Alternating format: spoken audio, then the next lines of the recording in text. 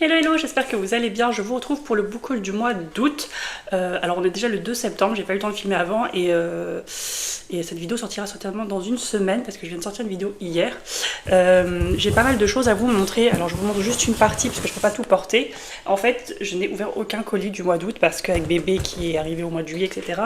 C'était un peu compliqué, donc je l'ai laissé s'empiler. Je me suis dit, bon, on va pas faire de book mail où j'ouvre à chaque fois que je reçois un colis, mais voilà, je vous ferai un book haul en fait tout simplement. Voilà, je vais tout ouvrir là et puis je vous prends juste après pour vous montrer un par un les livres. C'est bon, j'ai ouvert tous les paquets, donc maintenant je vais vous montrer ça au fur et à mesure. Donc le premier c'est Dog Star Burning Ash Falls White d'Amélie Winehouse, c'est le deuxième tome de la duologie Song of the Last Kingdom. Le premier je l'avais chez les éditions Fairyloot et celui-ci aussi est sorti... Non, c'est l'Unicrate, je crois, je sais plus. Je voulais avoir l'autre, mais l'autre est vendu à des prix vraiment déraisonnables sur Vinted. Donc voilà, je vais pas mettre 100 € dans un bouquin en sachant que c'est une duologie et que voilà, c'était pas non plus le coup de cœur pour le premier tome. Donc je l'ai pris, donc la couverture ici reste la même que la... Alors je sais plus si c'est Fairyloot ou l'Unicrate, voilà, il n'y a pas les jaspages et tout, ici c'est noir, mais bon, voilà. Pas non, comme je vous disais, c'était pas non plus un coup de cœur. Mais je le trouve quand même magnifique.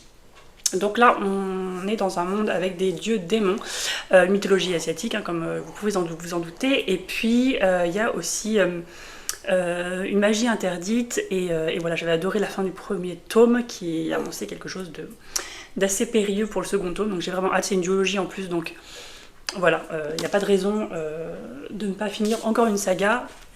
Cette année, je l'ai mis d'ailleurs dans ma palle du Pumpkin Autumn Challenge qui est sortie juste avant, je crois, cette vidéo.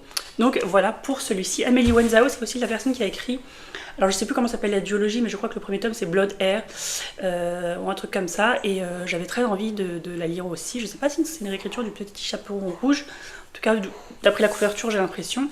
Ensuite, là c'est une édition Fairyloot, c'est The Undermining of Twyla and Frank de Megan Bannon. Donc c'est la version Fairyloot. Alors j'ai la version Fairyloot de The Undertaking of Art and Mercy. Donc en français c'est... Je ne sais plus, mais c'est sorti cette année. C'est sorti cette année en français. Mais voilà, comme j'ai eu le premier chez Fairyloot, je me suis dit que j'allais acheter celui-ci chez Fairyloot. Alors attendez. Juste pour que vous sachiez, le seul roman neuf que j'ai acheté, c'est celui-ci. Tous les autres sont des romans d'occasion. Comme je vous disais, j'essaye au max de prendre de l'occasion. Déjà parce que ça coûte moins cher et surtout quand c'est des... En fait, quand c'est des nouvelles parutions, c'est un peu compliqué de prendre en occasion parce que l'occasion n'est pas encore arrivée. Mais quand ce sont des parutions qui datent de plusieurs mois, voire plusieurs années, je préfère prendre en occasion. Déjà, c'est moins cher pour moi. Et aussi... ça permet de faire vivre les livres plus longtemps plutôt qu'ils attendent comme ça chez les autres. Donc celui-ci c'est le seul neuf que j'ai acheté du coup sur le site de Fairyloot. The Undertaking of Art and Mercy, je l'avais lu en VO l'année dernière ou au début de cette année, je ne sais plus. Honnêtement, je ne sais même plus quand est-ce que je lis les livres. Et j'ai adoré, voilà, c'est très original. C'est un univers très original et très sarcastique. Il y a de l'humour noir, enfin voilà, et puis on suit, voilà, le truc original c'est qu'on suit une jeune femme qui travaille dans les pompes funèbres, dans un monde où il y a des sortes de zombies qui prennent, enfin des zombies, en fait c'est des esprits qui prennent possession de corps, voilà, donc c'est... Vous avez cette correspondance entre les deux personnages principaux qui de base se détestent, mais voilà, ils vont s'apprendre à se connaître par le biais de ces lettres parce qu'elles deviennent très personnelles et pleines de vérité en fait. Et là en fait, Twyla et Frank, c'est des personnages qu'on aperçoit dans le premier tome, voilà.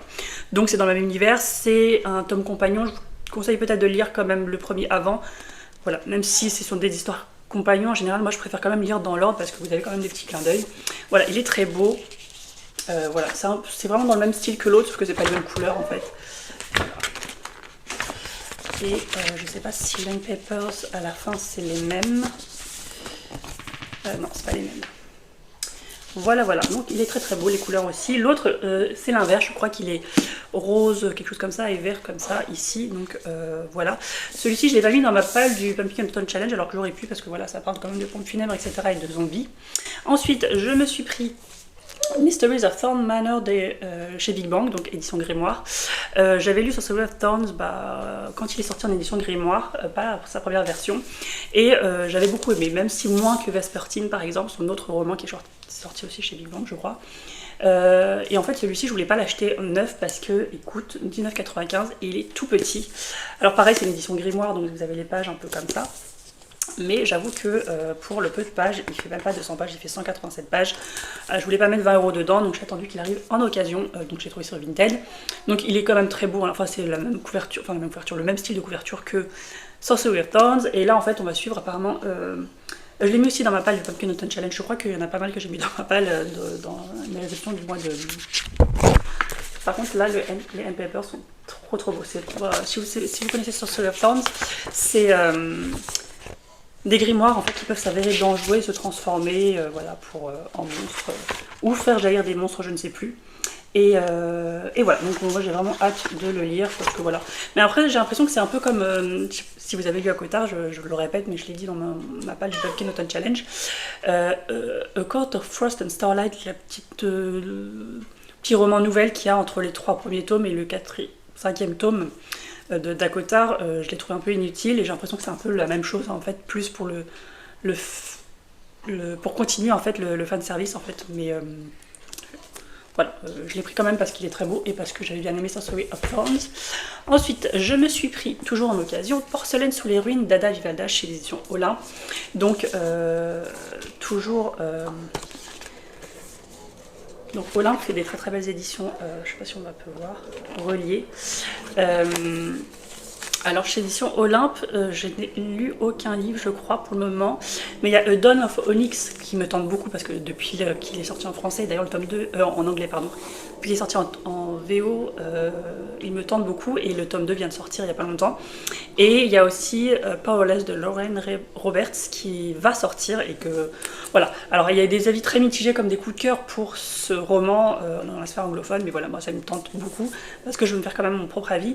Mais voilà, je crois que celui-ci c'est le premier parce que j'avais lu House of Marion aussi, qui est sorti chez édition Olympe, mais je l'avais lu en VO, à la sortie en VO, donc forcément je ne l'ai pas pris là. Et voilà, Ada Vivalda, j'entends beaucoup de bien, notamment aussi pour ses romans sous le nom Chris Vuklicevic, je crois, donc du thé pour les fantômes qui est parfait pour l'automne aussi, et Dernier jour d'un monde oublié qui est sorti chez Folio SF je crois, mais là elle a pris un autre nom pour la romantessie. J'entends beaucoup de bien, et puis en plus le livre est très beau, donc à voir ce que ça va donner. Je suis désolée je vous fais pas les résumés, j'aurais pu, mais bon, j'avoue que j'ai un peu oublié. Ensuite, je me suis pris une pavasse. Donc c'est Ruines de John Gwynne, donc c'est le tome 3 du livre des Terres bannies chez édition Léa. Il fait 731 pages. Waouh. Je sais plus si je crois que les 2 premiers tomes étaient un peu moins. Bon, c'était quand même des pavasses, hein, mais je crois qu'ils étaient quand même un peu moins imposants. J'ai lu les 2 premiers tomes à leur sortie en fait. Et le tome 3 est sorti il y a un moment. Et le tome 4 sort en novembre. Donc pour vous dire que celui-là a dû sortir l'année dernière. Je ne l'ai pas lu parce qu'en fait j'attendais une date de sortie du tome 4. Parce que je me suis dit si je lis le tome 3 maintenant, en un an je vais oublier les 3 premiers tomes, c'est sûr. D'ailleurs j'hésite à faire une relecture des 2 premiers. Et puis j'hésite longuement de lire L'ombre des dieux. Donc le premier tome de son autre saga que j'ai acheté le mois dernier, au mois de juillet je crois. Mais voilà, je me dis je vais peut-être lire celui-ci vu que l'autre sort en novembre. Si je peux finir encore une autre saga, donc là c'est une saga plutôt classique. Si vous aimez un peu les David Gemmell, alors David Gemmell j'ai découvert la fantasy adulte avec lui. C'est très classique, hein, vous avez des héros, c'est épique, etc. Mais moi j'aime bien, ça marche très bien pour moi. Il n'y a pas de temps mort, c'est addictif. Et puis vous avez, voilà, moi j'aime bien les scènes de bataille épiques aussi. Et les héros en fait dont on ne soupçonne rien au début. Et là en fait on va suivre une prophétie où voilà il y a alors il me semble que c'est le soleil noir et l'étoile quelque chose. J'avoue je me souviens plus, il faudrait que je relise peut-être un résumé spoilant des tomes 1 et 2, à moins qu'il y ait peut-être un résumé au début de celui-ci. Je vais voir. Non, il n'y a pas, mais il y a les personnages, donc peut-être que si je lis les personnages, l'histoire des personnages, peut-être. Je suis désolée, c'est Mitty qui commence à parler. Enfin, parler à gazouiller, je vais peut-être pas. Oh non, il n'y a pas de résumé. Je vais essayer de voir s'il n'y a pas des résumés spoilants. Mais voilà, en fait, vous avez le bien et le mal, et ensuite 2 personnages principalement, mais on ne sait pas lequel représente lequel, et au fur et à mesure, on va le découvrir en fait, tout simplement. Donc, j'ai hâte de le continuer. Ensuite, je me suis pris Witch and Monsters de Kelly Darkwood, donc c'est le tome 1 Exil chez Alter Real Édition. J'avoue, je connaissais pas cette maison d'édition, mais j'ai vu qu'il faisait pas mal de choses comme ça, de beatlit, etc. Avec des loups-garous, des vampires, etc. Et du coup, Kelly Darkwood, en fait, je la suis sur Instagram, et j'aime beaucoup son humour, etc. Donc du coup, je dis beaucoup, etc. Et du coup, je me suis dit, je suis désolée, en fait, il y avait beaucoup de lumière tout à l'heure, et là, en fait, ça s'est couvert, donc il fait très très sombre. Je suis désolée pour la différence de luminosité entre le début et la fin de la vidéo. Et donc là, je me souviens plus de quoi ça parle, mais voilà, j'ai l'impression qu'on va parler de loups-garous et de sorcières et de monstres. Voilà, c'est très court par contre. Celui-là aussi, je l'ai pris sur Vinted. Il fait 270 pages. C'est assez aéré, donc je vais lire ça assez rapidement. D'ailleurs, j'aurais pu mettre dans la palle du Pumpkin Autumn Challenge, mais j'avoue que je n'y ai pas pensé. Ma palle du Pumpkin Autumn Challenge était déjà bien pleine, mais ça aurait pu rentrer dedans, voilà, clairement, vu la couverture. Donc apparemment, il y a beaucoup d'humour dans ces romans, d'après ce que j'ai vu, parce qu'elle a fait plusieurs sagas. D'ailleurs, j'ai commandé le tome 2 aussi sur Vinted, qui doit arriver normalement là au mois de septembre, mais je verrai bien quand est-ce que je le lirai, mais voilà, il me faisait très envie parce que voilà, j'aime beaucoup suivre la personne, donc l'autrice, voilà, mais je connais pas encore ses écrits. Du coup, j'ai un peu mis de la luminosité, même si voilà, il fait toujours aussi sombre, mais j'ai l'impression que je suis carrément blanche maintenant. Bref, c'est pas grave. Donc, je me suis pris une petite romance donc, de ces Summer Romance d'Annabelle Monaghan. Alors, je l'ai vu beaucoup passer sur les chaînes anglophones, parce que forcément, il n'est pas encore traduit. Mais apparemment, c'est hyper bien fait, parce qu'en fait, on suit une fille enfin une femme plutôt, qui a 3 enfants, donc du coup c'est quelqu'un d'assez mature, et en fait apparemment le book boyfriend est un total green flag qui l'aide en fait plutôt que de la rabaisser, etc. dans ses choix, mais sans insister, en fait il la laisse faire, il l'aiguille et tout. Donc j'ai entendu beaucoup de bien, notamment par rapport au book boyfriend qui est un green flag, mais voilà, en sachant que c'est un personnage assez mature, voilà, 3 enfants, je me suis dit que ça changerait des romances que je lis d'habitude où c'est souvent des célibataires sans enfants, etc. Voilà, il me tente beaucoup, je ne sais pas si je vais le lire cet été, étant donné qu'il s'appelle Summer Romance, mais on verra bien. Et je me suis pris aussi Hellbent, que j'ai aussi mis dans ma palle du Pumpkin Autumn Challenge, qui est le tome 2 de la saga, je sais pas le nom de la saga, mais le premier tome c'est The Ninth House, donc la 9e maison, qui est sortie. Les deux sont sortis chez Lusaxus, celui-là s'appelle Jusqu'en Enfer, je crois. J'ai lu le premier il y a très très longtemps, quand il est sorti en VO, et j'ai jamais continué, je ne sais pas pourquoi. Le tome 2, je crois qu'il a des avis plutôt mitigés, donc c'est peut-être pour ça, ça m'a peut-être freiné. Donc je me suis dit, je vais lire un résumé spoilant de la 9e maison et lire celui-ci après, parce qu'on parle de fantômes, donc on suit Alex Stern qui en fait est recruté, c'est une sorte de Dark Academia qui est recrutée par une société secrète parce qu'elle voit les fantômes. Cette couverture est vraiment creepy, je préfère vraiment la première avec les serpents, même si voilà, je suis pas spécialement fan des serpents non plus, mais celle-là est vraiment creepy avec le lapin.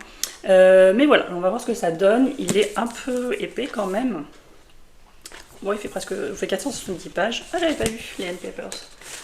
En fait, il est beau celui-là aussi. Ah oui, parce que moi j'ai aussi la version de Goliansk de Lindhouse. Et en fait, il y a un.